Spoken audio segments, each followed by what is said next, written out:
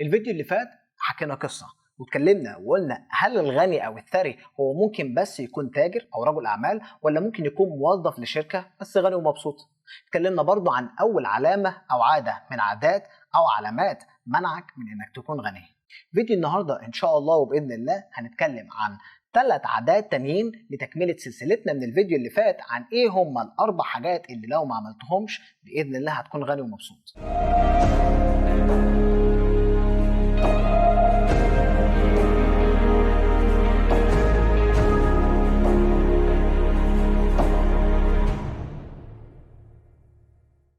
وهنبدأ بتاني عادة معانا واللي هي إيمانك بالمال السهل وجهلك عن كل ما يخص المال. نمسكهم جزء جزء. الجزئية الأولى هي إيمانك بالمال السهل وبالحظ وبإن مفيش حاجة اسمها تعب وشقة علشان خاطر تبقى غني، وده اللي بيوقعك في كوارث زي الضحك عليك من شركات بتوعدك بالحرية المالية والثراء في يوم وليلة ولكنهم ما بيعملوش ده خالص في الآخر، أو زي وقوعك في القمار واللي مهما شفت وعرفت حد محظوظ وكسب من القمار هتلاقي تاريخه خسارة أكتر من منها مكسب.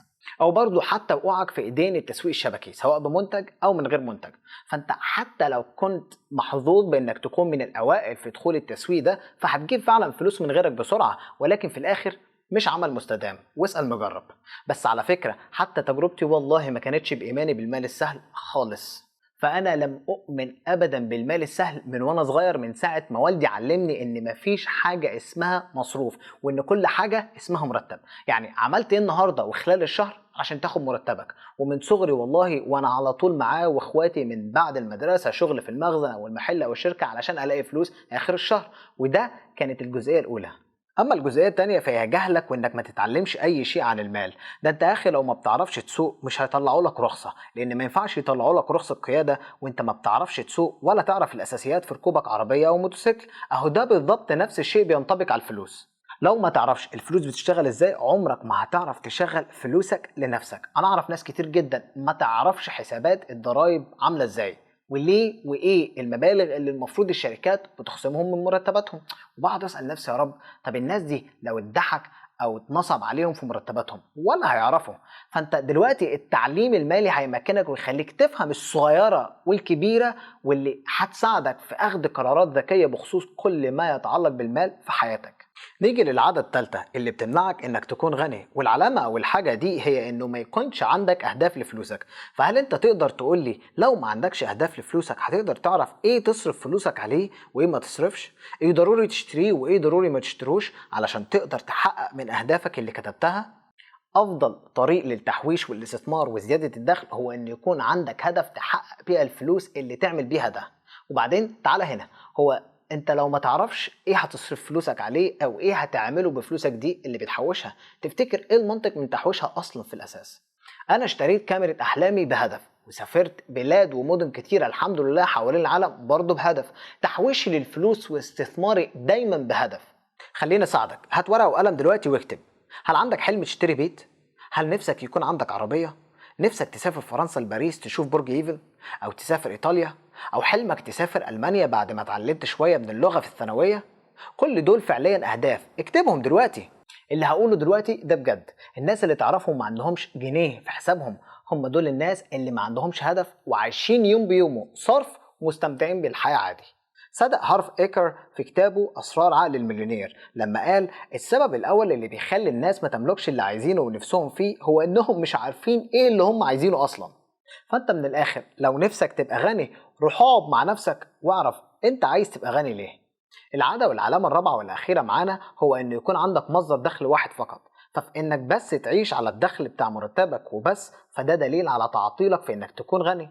مفيش مشكلة تعيش على مرتب شغلانة زي ما قلنا، بس في مشكلة لو ما حاولتش تدور على مصادر دخل تانية وتساعد اهدافك على النمو في انك تكون غني. ومفيش مليونير حاليا هتلاقي عنده اقل من 5 ل 6 مصادر دخل، فالاغنياء اتعلموا ان مصادر الدخل الكتيره هي اللي بتكون ثروه في المستقبل وعلى المدى الطويل، وده مفتاح حلمك وحلمي وحلم ناس كتيره جدا، حلم الحريه الماليه. تعدد مصادر الدخل بيحطك كمان في مكان آمن، فأنت مفيش شركة في وقتنا ده الشغل فيها آمن مهما كانت، وأدينا جربنا وشفنا وقت الكورونا إيه اللي حصل وكام شخص وقع في مشاكل كبيرة جدا بسبب خسارته لشغله ومصدر دخله الوحيد. أنا بقالي 3 سنين شغال بدوام كامل في شركة IT، ورغم ده بساعد شركتين 3 تانيين في البيزنس بتاعهم وبعد شغلي وفي اجازاتي بطور من نفسي ومهاراتي علشان اساعد في تطوير غيري عن طريق كورسات بديها لطلاب جامعات ومدارس، او عن طريق ندوات لتطوير مهارات شركات وموظفين. ده برضو غير الفيديوهات اللي بعملها على القناة هنا او على قناتي التانية التعليمية، واللي هسيب لكم لينكها برضو في الوصف اللي حابب يشوف ايه بيدور هناك. فأنا ممكن قبل سنتين 3 اللي فاتوا رغم سفرياتي وأهدافي الأخرى على مدار 7 ل 8 سنين، فأقدر برضه أقول إن أهدافي كانت محدودة. النهاردة وأنا عندي مصدر دخل واتنين وإن شاء الله 3، فأنا أحلامي النهاردة أكبر بكتير والحمد لله رب العالمين. ما أعتقدش إن في حاجة بحلم بيها في السنين اللي جاية مش هعرف محققهاش. اتكلمنا عن العلامات اللي من اعتقادي هم اكبر العادات اللي بنملكهم بتخلينا زي ما احنا وما بنعرفش نحقق الثراء. ال4 عادات دول اتحكم فيهم واعمل عكسهم، وبعدين ابعت لي وقول لي مكانك فين بقى ساعتها.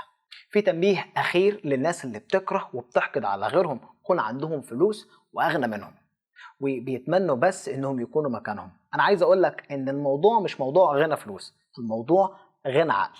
فانت النهارده ممكن تكسب او تورث فلوس كتير جدا وتبقى غني، وبسرعه ممكن تخسرهم لان ما عندكش خبره ادارتهم فمش هيدوموا. لو كنت عايز تبقى بجد غني فثقف نفسك ومعلوماتك واعرف في العالم حواليك ماشي ازاي، لانك لو فضلت في اعتقادك بس ان المساله هي حظ ومش جهد وعمل ومعرفه، فالسلام عليكم.